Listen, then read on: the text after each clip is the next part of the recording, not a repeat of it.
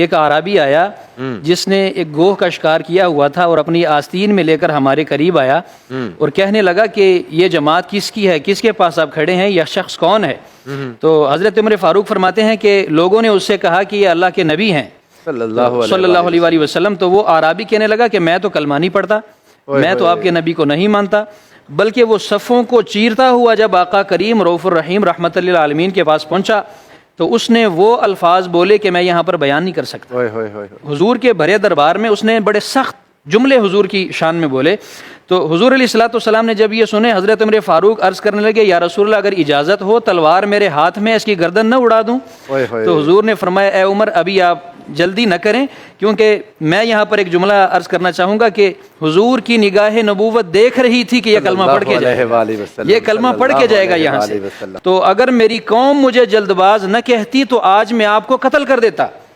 تو حضور نے جب یہ جملے سنے تو حضور مسکرا کر فرمانے لگے کہ اعرابی آپ کو کس بات نے مجبور کیا کہ آپ میرے دربار میں میرے دربار کا بھی آپ خیال نہیں کرتے اور اتنے سخت جملے بول رہے ہیں؟ اس نے کہا کہ اے محمد صلی اللہ علیہ وآلہ وسلم میں آپ پر ایمان نہیں لایا، ہاں ایک شرط ہے، اگر یہ مری ہوئی گو یہ زندہ ہو کر آپ کی نبوت کی گواہی دے دے تو میں آپ پر ایمان لے آؤں گا۔ تو حضور نے فرمایا کہ مری ہوئی گو کو پیش کرے، اس نے سامنے پھینکا، حضور نے یوں اشارہ کر کے اس گوہ سے کہا یا ضبو،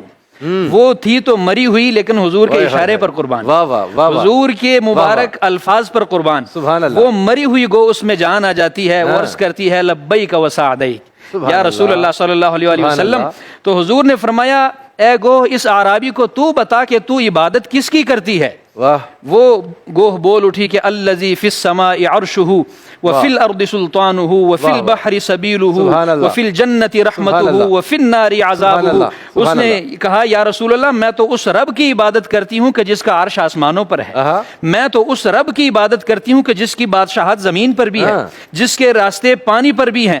جس کی رحمت جنت ہے اور جس کا عذاب جہنم ہے۔ جب حضور نے یہ سنا کہ وہ گو بول اٹھی تو حضور نے فرمایا اے گو اس کو میرا بھی بتا دے، من انا میں کون ہوں؟ تو وہ بول اٹھی کہ انت رسول رب العالمین و خاتم النبیین، یا رسول اللہ آپ تو اللہ کے رسول ہیں، آپ تو خاتم النبیین ہیں۔ وہ اعرابی جب یہ منظر دیکھتا ہے تو وہ عرض کرتا ہے کہ یا رسول اللہ جب میں آپ کے دربار میں نہیں آیا تھا تو روئے زمین پر سب سے زیادہ مجھے جس شخص سے نفرت تھی یا رسول اللہ وہ آپ کی ذات تھی، آپ کی یہ محبت جب میں نے دیکھی ہے تو خدا کی قسم اس نے کلمہ پڑھا، اس کلمہ پڑھ کے ایمان لے کے آیا۔